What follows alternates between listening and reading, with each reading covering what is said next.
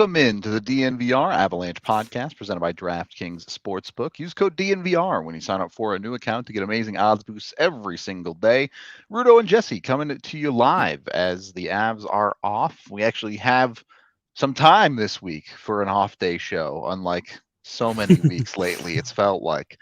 And of course, that the one day we do have a show, the Avs have significant amounts of news to talk about. So it just never stops. Worked out for us. It did.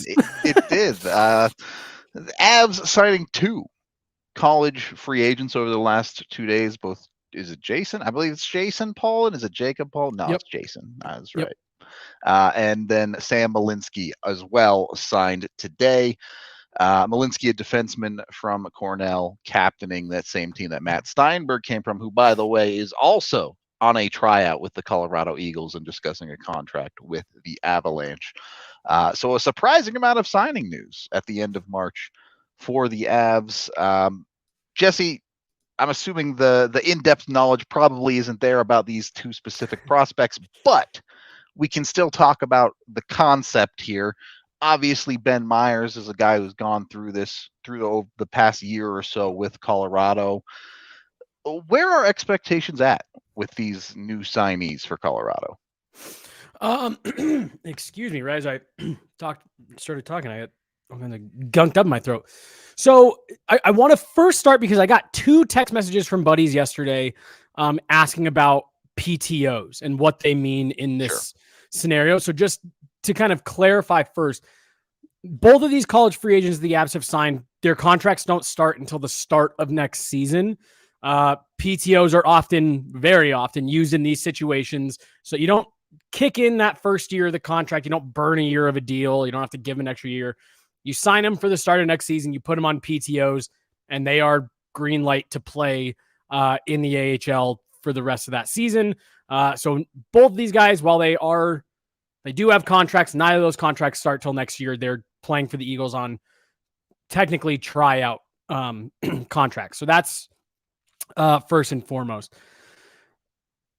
Both of these guys, look, they match the exact archetype of player that the Avs have been looking for over the last number of seasons. We've talked a lot about the fact the Avs have missed on a lot of draft picks after that second round, or not even necessarily missed, but just really haven't developed any NHL regulars past the first round. Very few. This is how they've kind of circumvented that. You mentioned Ben Myers a minute ago. They have done a really good job hitting on college free agents, going all the way back to Alexander Kerfoot. Look, both these guys are captains for Division I programs. Both of them, I believe, played all 4 years. Seniors, so they're a little bit older, a little bit more mature.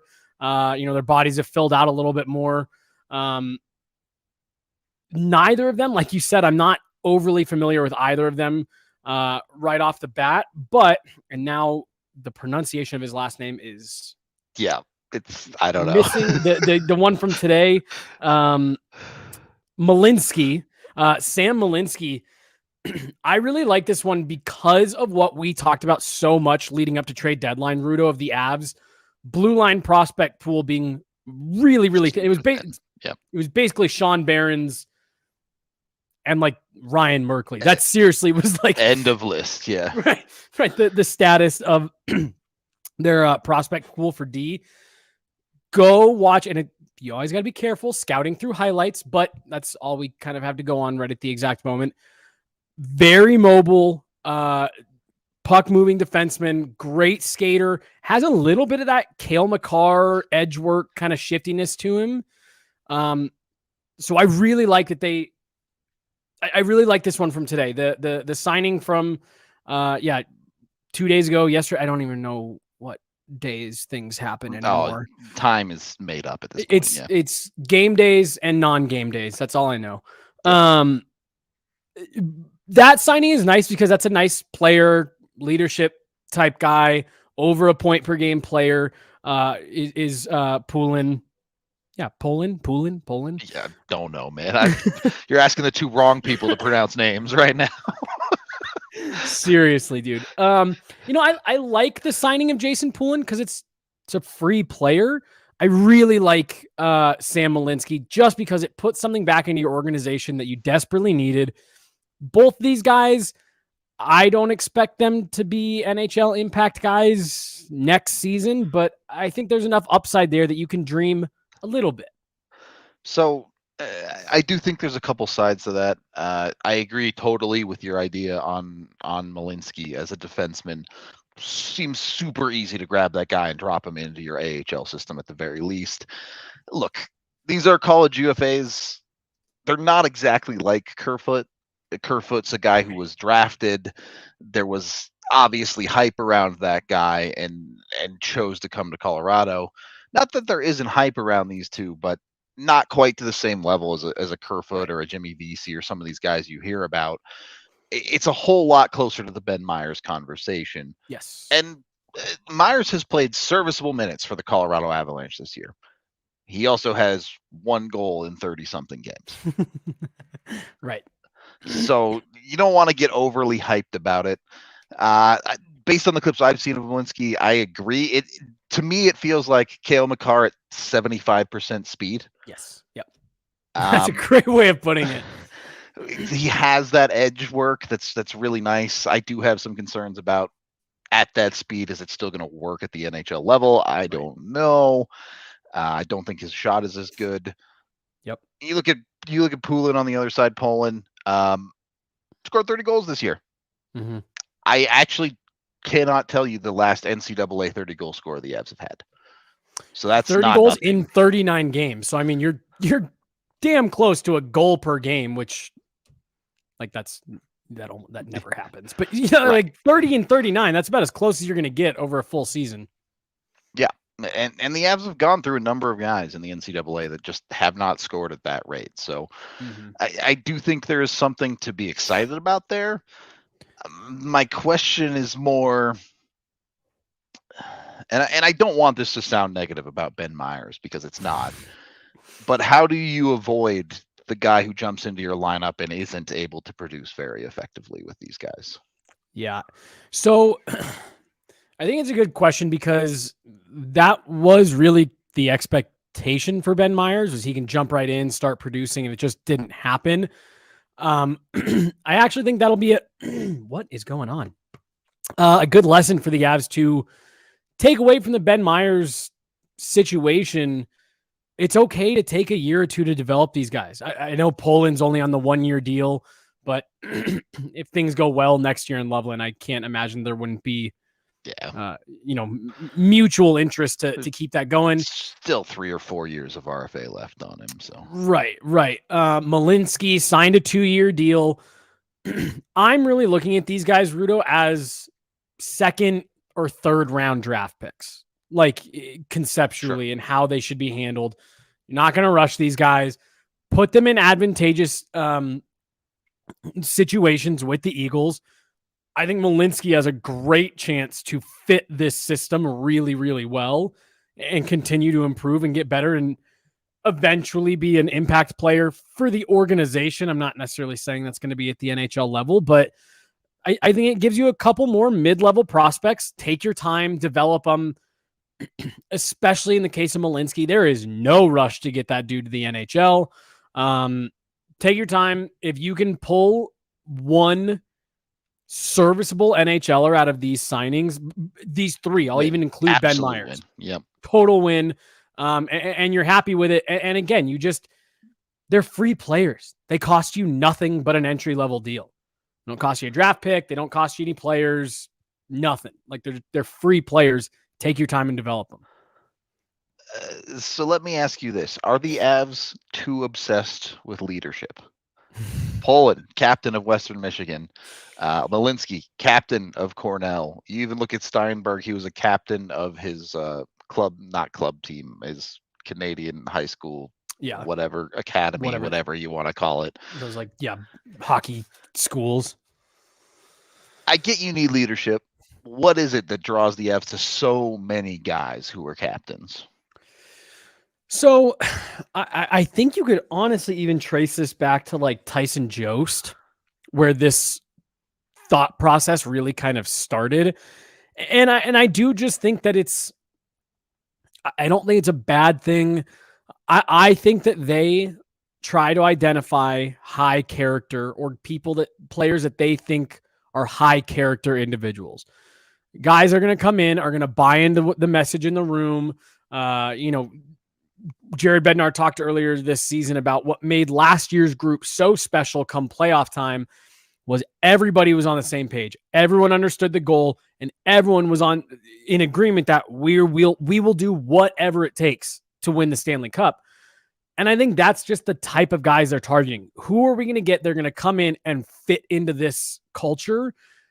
I'll be honest with you, Rudo. It was part of what made the Ryan Merkley thing puzzling to me because he's like the exact fit that, yeah, opposite of that mold. But I just think that hey, we have a culture that we've built, and it's built around strong leadership. Cale Makar said the other day that Val Nichushkin has emerged as a leadership voice in the room this year. Like, dude can barely speak English. They're all it's just, we want everyone comfortable speaking up and having a voice in our room. And we want guys who are comfortable doing that. So I think that's where it comes from. These are guys who have been leaders on their team. So we know they're not going to have a problem, voicing their opinion in an NHL room if and when they get there. It is a little weird though. Ben Myers, captain of Minnesota State. Yeah, the list is long for sure. Sean Barons, I believe. I mean, I know he's a draft pick, but isn't he the DU captain right now? Did he get named? I know he wore an A last year. I'd have to double check. I'll check right now. It's no. So he wore a letter for USA at World yeah, Juniors. under 20. That's right. Yeah. Okay. Yeah. It's interesting too because some of that is, hey, we're going to give a letter to one of our best players. Right. So maybe don't want to overcomplicate things too much. Good players get letters and then end up in the NHL. Sometimes it's that simple. Seriously. Anyway, a handful of news there. Again, Steinberg also playing for the Eagles on that PTO that you were explaining earlier. Somebody ended up playing like 14 games on a PTO a couple years ago. It was super weird. I forget who it was, but yeah. And Megan was telling me that they've had a couple defensemen as they've dealt with injuries and stuff. They brought in a couple PTO guys just earlier this year for 5 games or whatever. Was it that like kind of journeyman defenseman? Sounds right. He like ended up signing with Ottawa afterward or something. Yeah. Dude. Can't remember his name. It's going to drive me nuts, but I know who you're talking about. Yeah, he played for like a while on a PTO. You can do some pretty interesting stuff with that down in the AHL. So. Yeah. And then someone asked about Sean Barons. Yeah. I think he's going back.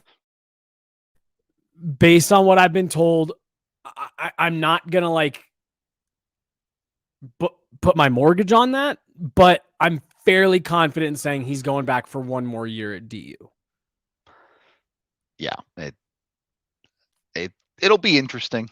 I am curious to see how it plays out exactly. Now, with that being said, look, signing after your junior year is fairly typical when it comes to NCAA players, and that is what it would be with Barons if he goes back for one more. Yeah, that DU team continues to be really, really good. So it's hard to have a huge argument there on it not being a good environment for Barons. Particularly, look, the reason I always say if you want to go back to college for that one more year, it's because you need to hit the gym. It's because you need to fill out because they only play weekends. You have the full week to be doing whatever you need to do. And Sean Barons is 5'10", 175 pounds. He could certainly use the weight. So yeah, he's no arguments there. Yeah, he's a smaller guy than he looks. And then all jokes aside, I imagine he's going to be in a leadership role this year with DU. Yeah. Yeah, I don't know. I don't, like I said, or like you said, excuse me, I don't have an issue with it. Fairly confident in that. Things change all the time, but as of right now, I'm expecting him to go back for one more year with the Pios. Yeah, and you know, you never know what can happen. The Avs can make him an offer he can't refuse, where they say, "Hey, we'll burn a year and you'll play 6 games of the NHL down the stretch." And he's like, "Well, can't say no to that." Exactly. Yeah. No, I things change all the time, so I'm not, like I said, I'm not gonna bet my life on it, but from the conversations I've had, that's what I'm expecting. Yep. He had a really put together a pretty solid year after what was a slow start. Did Barons, so I really don't think there's a wrong answer here. It's not like he's going to jump right to the NHL, despite what I just said about you never know. But this is a dude who's destined for an AHL job at the moment. So going back to college is perfectly fine. Yeah. All right. On that note, I got to ask you, Jesse. Yep. Did you or Hannah bring athletic greens to Cabo? She did. Yep. Nice. She did. So there you go. Even when you're pack. Yeah, even when you're going to get married, got the athletic greens ready to go. You got to bring it with you. It's just good stuff. You get up after a long day of travel, you pound a scoop of that thing in your water in the morning, and you don't feel like you're hella jet lagged. So. Seriously, she took it actually the night we got in, or the evening we got in, because she was dragging, and then she was like desperately chugging it the morning after the wedding. So I can imagine. Either way, athletic greens more than just a hangover cure. You can go get it. It helps you just get your body going, whether it be in the morning, part of your daily routine. It's got 75 different vitamins and minerals in it, a bunch of adaptogens and other good stuff, including whole foods sourced superfoods, probiotics, all sorts of other things too. Look, it's great for your immune system. It gets you pumped up that way. It gets that thing boosted up so you can actually fight off colds, which maybe I should start using it more because I've been sick like 3 times in the last 6 months. So, you and Megan. Yeah, no kidding, man. We've just been sick constantly back and forth with it. So got to get it on my athletic greens, I guess. You can go over to athleticgreens.com/avalanche today as Jesse tries to feed his plants. To get your athletic greens, Jesse already mentioned it. They brought the travel packs. Those come for free when you order your athletic greens. They also send you a year's supply of vitamin D just for purchasing. So get all healthed up. Get all ready to go. Take control of your health with athleticgreens.com/avalanche today. And then we're also brought to you by the new sponsor, Fubo TV. Look at that. Look at that. If you want to watch the Avs, it is the best way to do it in the Colorado area. I get it. I don't mind using a VPN. I know a lot of people have swapped over to using a VPN. If you're one of the people that just wants to flip the game on and it be there, Fubo TV does that for you. Yep. You can just turn it on. The Avs game will be right there. You'll have altitude. It won't be a problem. It's an unfortunate situation with altitude right now, obviously, but Fubo TV helps solve that for you. So you can get over there. You can check them out. Of course, they have all sorts of standard channels as well. You don't have to limit yourself when it comes to Fubo. They've got you covered. You can watch what you want when you want on over 140 live channels. They even come with a cloud DVR. So if you're one of those people like my parents who record the game, they never watch it live. They want to speed through the commercials, all the stuff like that. That is what Fubo brings you. You can't do that with ESPN, at least not right away. You have to wait the 24 hours or whatever it is for their. I actually think it's 72 if you're in market and it was blacked out. Brutal. Yeah.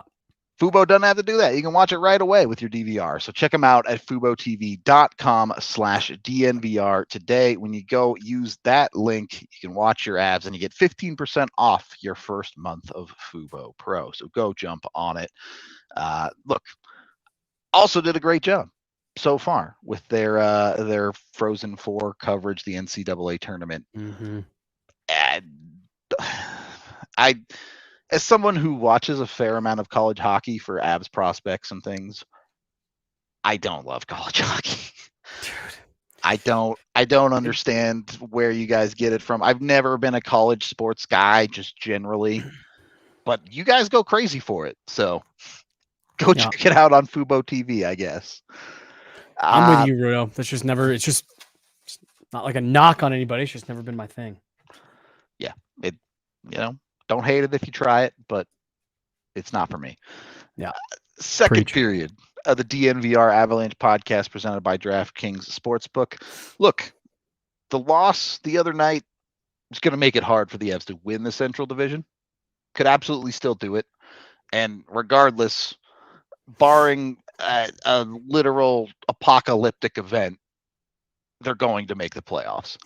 So I was actually looking at it today. We are getting to the point. I really think that. The Avs could be in like clinching position by Saturday by the time it gets here, just depending on what happens between now and then. Yep. So I really do think it'll be within the next 5-ish days.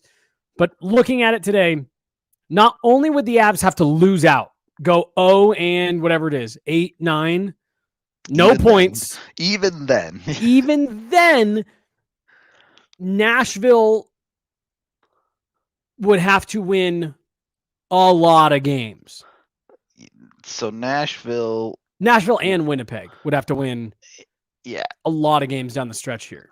Nashville would have to win at least, assuming they have the tiebreaker at the end of it, Nashville would have to win 6 of their last 9. And Winnipeg would have to win, they have 7 left, so they have to win 5 of their last 7. And the Avs have to go 0, 8, and 0. Yeah.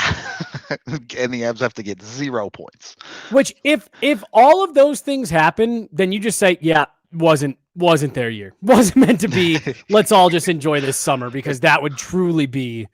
Yeah, look, if you lose 8 in a row, that's on the Avs. With 2 games against San Jose and 1 game against Anaheim, right. Yeah, even if it's a good thing you didn't make it. Gets close at the end of the year, they play Winnipeg and Nashville, so would still control their own destiny. It's a great point. Holy smokes, I forgot about that. Yeah. Last night didn't feel good, but it didn't. What it is. But I'm acting under the assumption that the Avs are making the playoffs, because any reasonable human being should. Yep. So I'm shifting the focus of this conversation to who do the Avs want to face in the playoffs. Now, there are 2 worlds that we'll get into here. We'll get into the Avs don't win the Central Division in a little bit. I want to start with a world where they're able to come back here and win the Central. They're winning the Central. That means they end up playing most likely the first wild card team. Yeah. But I'm going to open up the floor to all these teams here, Jesse. Seattle, Winnipeg, maybe Calgary, maybe Nashville. Which teams do you think the Avs match up best?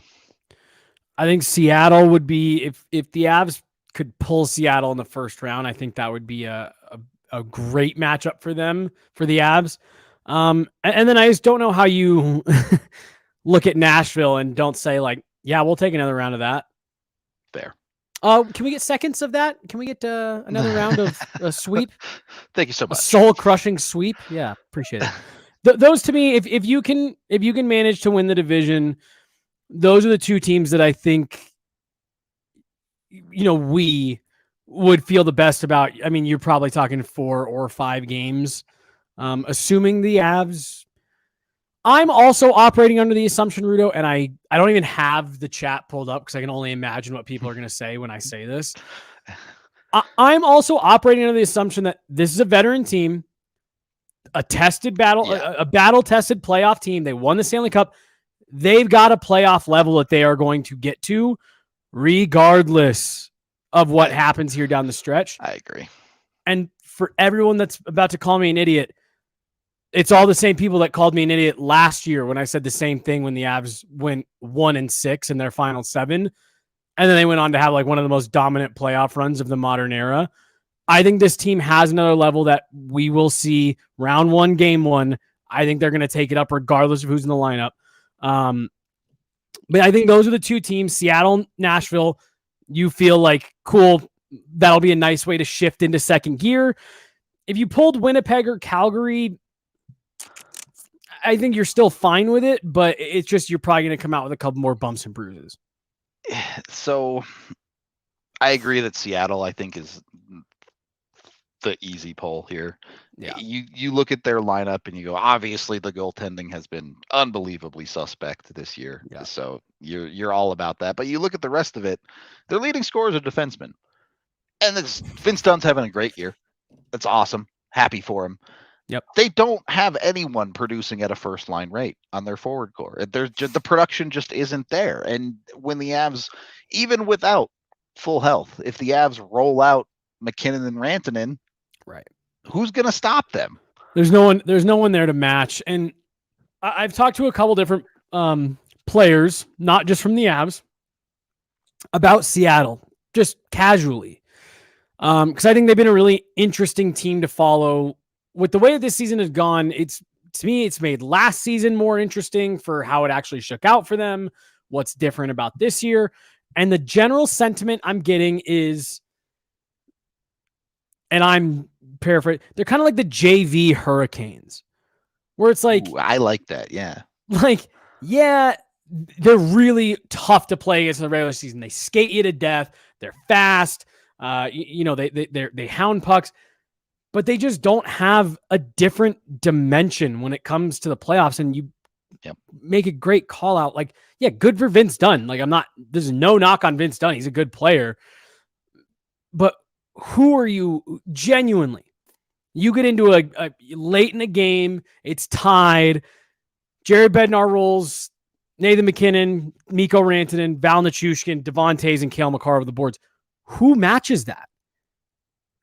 No one on that team can. Yeah. No one. And this is the issue we've seen Carolina run into year after year after year, where they get into these moments. And I remember the three of us, Rudo, were sitting there last year at the bar watching. It may have even been the game that they ended up getting eliminated, but we were all sitting there going, who, like, rhetorically, who is it for Carolina? And the answer is nobody. Who is going to go seize the moment for the Hurricanes? And we all agreed, like, nobody, and they didn't, and they went home. To me, Seattle is like a less talented version of that. Yeah, and then you take that and then you throw on, they don't have a goaltender that can give them a 900 save percentage. And it's like, that's the recipe for losing in the playoffs. Right. Not to mention Grubauer has missed a large portion of this season with an injury. Yep. Where is his health at? I don't know. I think they're a great story. I'm happy for Andre Burakovsky, who also might still be injured. They've had he's been in and out.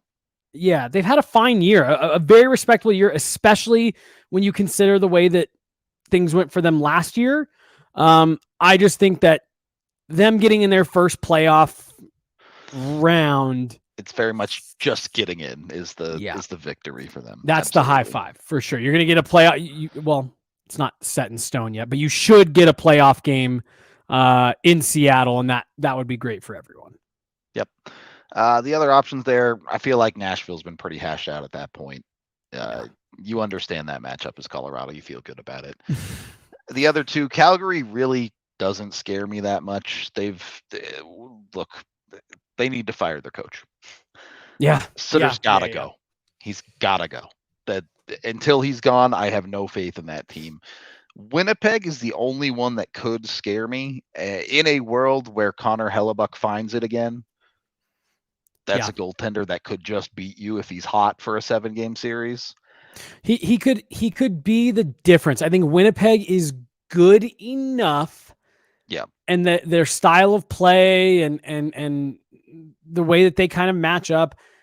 I'm with you. That's a team that, again, I still would pick the Avs probably in 5-6 at the most. Especially given the way Hellebuck has played in the second half, where he obviously cannot keep dragging that team to stuff. But right. If Hellebuck got hot, I think that could be a series that you would come out, and that one would really affect you going forward. Like we talked about that last year after the Nashville series, where the Avs got to move on and like pretty unscathed. And you just got to wait for whoever beat the hell out of each other the least, Minnesota and St. Louis. Colorado, Winnipeg would be a matchup where it's like, that's going to take a toll. They got to grind that one out if that's the way it ends up.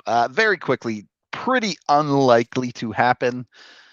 there is a world where Edmonton could fall into Yeah. those wild card spots. Maybe the worst first round matchup for Colorado. Yeah. I mean, of those 5 teams, absolutely no question. We were talking about Edmonton last night in the press box.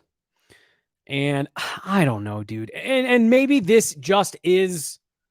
I was making jokes at the beginning of the year of like, I've been burned too many times picking Edmonton to finally be good.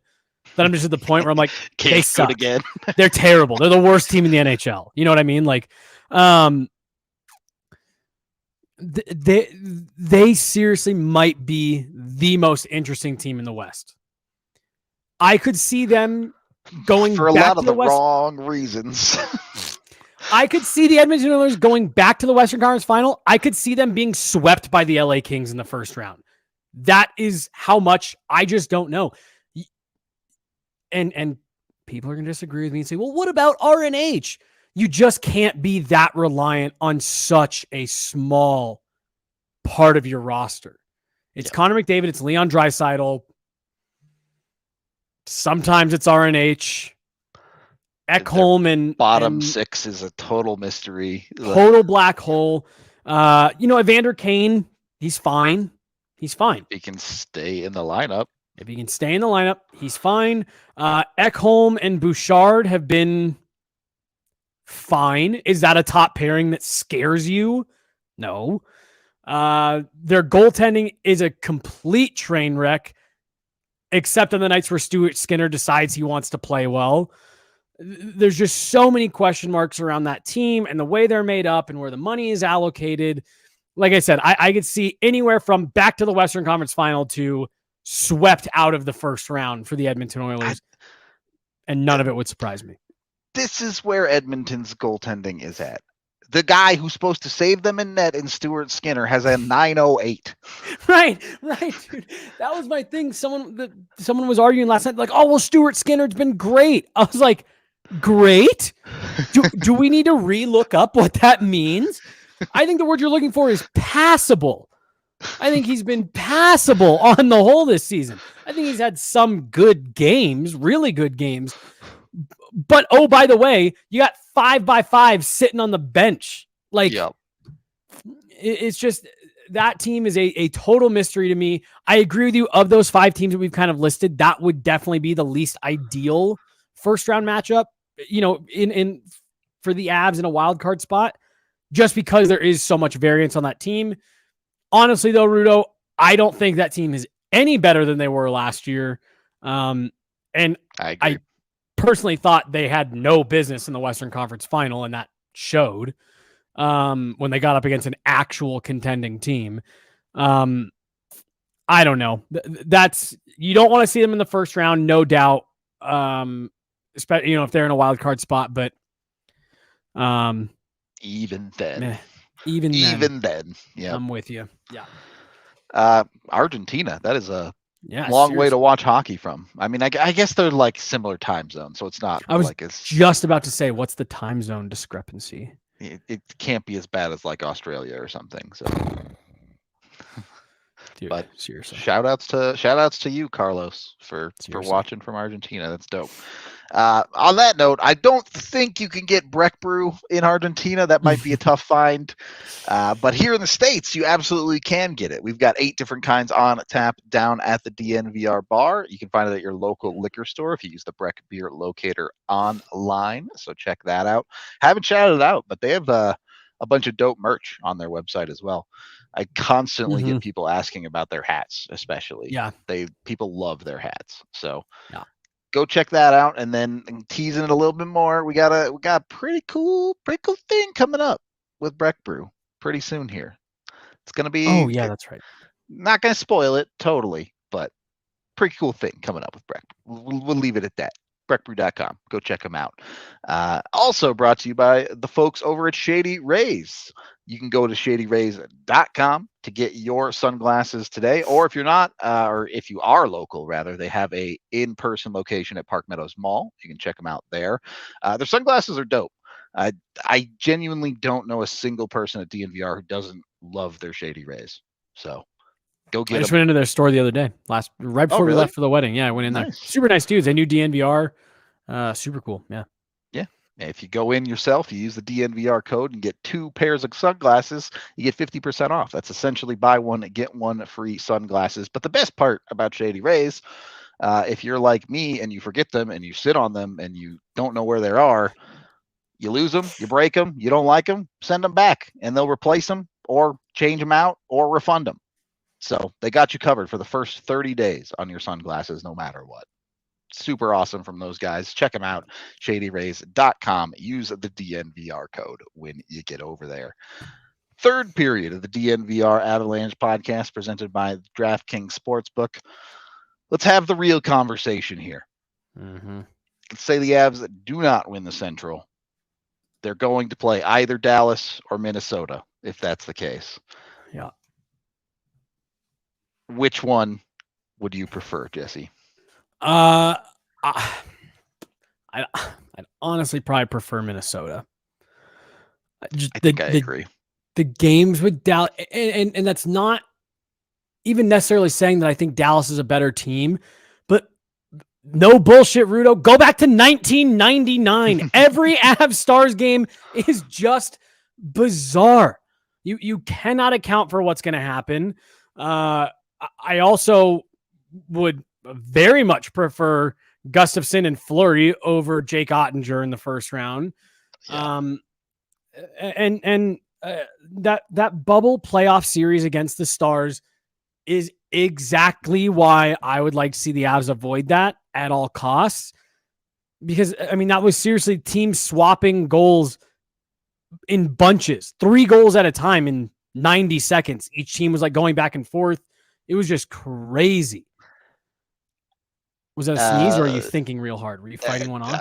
I'm thinking. Okay. I have been weirdly sneezy during this podcast, though. So Hannah does it all the time where she like, oh, I lost it. And it fucking, I'm like, oh my God. The anticipation with all let down. Killing me. Yeah. I'm going to take a circuitous route to this one because I know everyone's been talking about it. Would you rather have Pete DeBoer in the first round? Because the Avs can't seem to beat him in the second round. Yes. I'd rather have him in the second round than the first. Okay. I think he's another reason why I would like the Avs to avoid the Stars in round 1. With as weird as this season has been, dude, I think it was on the show the other day we were talking about it. It may have even been you who brought it up. They're like, we talk so much about adversity. At a certain point, it's like, okay, we battled through it. Can we get a game without adversity? Can we get a game without just loads of adversity and injuries? And I think if I'm the Avs, I would want to get into a round 1, get rolling a bit, get into that playoff vibe before you have to go try to exercise that demon. And I think it would be good for the Avs to be coming off of a series win, back feeling good. All right, cool. We know who we are. We're still true to our identity. That regular season was bizarre, but we're good. We're locked in now. Bring on Pete DeBoer and the Dallas Stars. I think coming right off of this weird ass regular season straight into a matchup that you just have a weird history with, I would prefer to, wow, and I completely lost the word. Avoid. Jesus. Avoid that. Avoid, just like a very basic first grade word. So I look at these two teams, and the place I start is who scares you on these teams. Minnesota, yeah. If Kirill Kaprizov is back and healthy, he absolutely scares you. Totally. Yeah. But then you look at Dallas, Jason Robertson definitely scares you, especially because you're the Avs. Joe Pavelski scares the hell out of you. Right, I was going to say more than anything else. And Dallas just seems like such a much more well-rounded team. On the back end, they have someone like Miro Heiskanen. Jamie Benn is having a bit of a renaissance this year. And he's also just like tough to play against. Yep. He is just brutal to play against. To get that guy in the first round is like the exact recipe for you get to the conference finals and then your team is just broken. Right. And then again, I just keep coming back to, look, dude, like Marc-Andre Fleury does not scare me one bit in the playoffs. No. He'll be on the bench when his team eventually gets eliminated. That is how Marc-Andre Fleury teams work. Or they win the cup. Right. They either win the cup with him in net or he gets benched. And that's only happened. The former has only happened once. And then, he had the miracle run with Vegas now 7 years ago that everyone points to. But go back and look, I know Marc-Andre Fleury is like a phenomenal dude. This isn't a knock on him. I think he's a Hall of Famer. First ballot, no questions asked. Every year. And he loses the job. Philip Gustafson, is just not a .933 goaltender. I'm sorry. He's been incredibly hot this year, but I just don't see how that's sustainable. Well, and dude, is it? Look, and I don't know. Maybe they'll go on to win the cup, and I look like an idiot when I say this. Minnesota, for me, man, that is just a team where we talk about all the time, everything has gone right on the ice. They lost Kirill Kaprizov, and huge credit to them. They are battling without him. But I even look at last night. That puck bounces on Cale Makar. He makes a completely uncharacteristic step. He seems confident he can get to that puck. It bounces on him. It goes the other way. A lot of things are breaking for Minnesota right now. They're scoring goals late in games. They're winning in overtime. All that shit. I mean, the Avs hit 4 posts the other night on them. 4. And then in the final minute, JT Compher's wide open back door, and it just skips on him. Yep. And it's like when things are going that way for you, and you're the Wild, yeah, it's really easy to feel good. I just think that's a team, we saw it last year. They had an almost identical finish to the season last year. And they bowed out by the Blues. Yeah. Bad. Yeah. Against the Blues in round 1. So that's just they're a great example of a team that it's like, yeah, they've never done it. They don't scare me because they don't have this group has zero track record of actually getting the job done. And that's, I can point. That is where I go, oh, okay, maybe you don't want Dallas because I get the series were not the way they wanted them to go last year, but Jake Ottinger was the man in that series last year. Just a miracle Dallas got that series to Game 7 and kept themselves in it for so long because you believe in Jake Ottinger to do that. Mm-hmm. Yep. So you got too many weapons. Yeah. Large parts of this leadership core that have been to a Stanley Cup final. Sure, it was in the bubble and it was weird and all that stuff, but shit, they've gone through it. Yep. You know what I mean? And just Minnesota, to me, that is still, they are still just heavy 13, 14 Avs vibes to me. Better, more complete. Just lots and lots of breaks. Lots of breaks and still just kind of young upstart, hey, what if we and it's just all working out. I think last game's a perfect example, right? Colorado outshoots them 44-29. On paper, the Avs would take that every single game. And on paper, that game is not going to be like that with McKinnon 0 points, Rantanen 0 points, Makar 0 points very often. Well, and so run through the goals from last night. And again, this has nothing to do with the game last night. This is more just Minnesota in general and kind of adding to the point of it's a microcosm of their season. Yeah. Right. Alexander Georgiev turns the puck over and that leads to that kind of scramble there. Great pass from, I believe it was Eric's neck, but it all starts on a muffed clear by Georgiev. Yep. The second one, I don't even know if that's what he was trying to do. It's this weird battle in front and he literally just bats at it and it goes back bar, far side corner with his back turned to the net. And then the third one we already talked about, that's Cale Makar makes that type of step once a year. Yep. Where it's what are you doing? And it was last night. You know what I mean? Just those were all goals where the comments up here right now, the Avs just handed it to him. Here, take these. Yep. Have them. We don't care. And I just don't see whether it's the Avs or otherwise, Minnesota getting that much just like easy hockey. You got the best game you were going to get out of Philip Gustafsson, and the Avs still 100%. Were right there in that hockey game. I mean, he's actually a great example of how the season's gone. Philip Gustafsson, I don't have it in front of me, but someone was talking about his record against the Avs going into last night. Not just his record, but like his save percentage, goals against per game, all that shit. His career against the Avs. And last night, he faces 44 shots and he was stellar. He was great. Yep. I don't know. I just, that team is just still such a wild card, no pun intended, that like, I just don't believe in that group as currently constructed. I think they have a lot of great pieces 5 years from now. I think they could really be a handful, but while they're still in this weird phase with all the cap stuff, their goaltending is what it is. I don't know. I'm not a big believer in that group. I'm not. I'm also not a believer in Dallas as a legitimate cup contender. Mm-hmm. Yeah. I just don't. I just cannot shake the feeling this year that the West just isn't very good.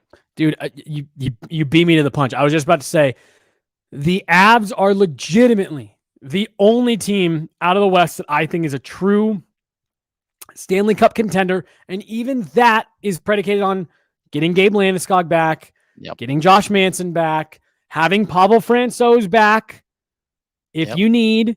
I still think there's a lot of things that would need to go the Avs' way here over the next 3 weeks before the playoffs start for me to like really say like, yes, I think this team can do it again. I just think I think the Avs were a blip on the Eastern Conference dominance radar. I really do. I think in terms of cup contenders, it's Tampa, it's Toronto. I guess Boston, you can throw the Rangers in there. Boston, thank you. And then it's the Avs. Yep, I agree. Regardless of how angry you want to be about this season, and I agree with you, it hasn't been a good year, but I think if you're talking about legitimate cup contending windows being open, I think it's a handful of Eastern Conference teams, and the Colorado Avalanche. Yep, that's the list that I would have too. Yeah. It's not that there aren't good teams in the West, but look, you gotta jump through a lot of hoops to convince yourself the defending champs aren't for real. Right, dude. Big couple of days for the Avs. I know they don't play tomorrow, but Dallas does. That game matters, and then the Avs get Dallas as the tired team on a back-to-back on Saturday. So day off for the Avs today, so I imagine they'll practice maybe an optional even tomorrow. Down the stretch here, they really are. Yeah, right. They're and Jared even told us as much. Like, yeah, we're probably not going to do a ton of practicing, like down the stretch here. You need to take care of business against Dallas. Again, Rudo, you and I are on the same page. I think the Avs are fine. They're going to get in, and as we've seen with all kinds of teams that are in the Avs position, you just got to get in and you see what happens. But I would really like to see them. You got a tired team in Dallas coming in. Yeah. Go take care of business and just feel better. Help yourself a little bit. Yes. Yeah. That's a great way of putting it. Do yourself some favors. Perfect. We'll leave it at that. We appreciate all y'all hanging out with us on an off day. We will be back again tomorrow for another off day pod. So join us for that. Who knows what we'll be talking about at that point. The Avs might sign 4 more dudes. I don't know. That's what I'm expecting at this point. If it feels like it these days. We appreciate y'all, and we will talk to you on the next one.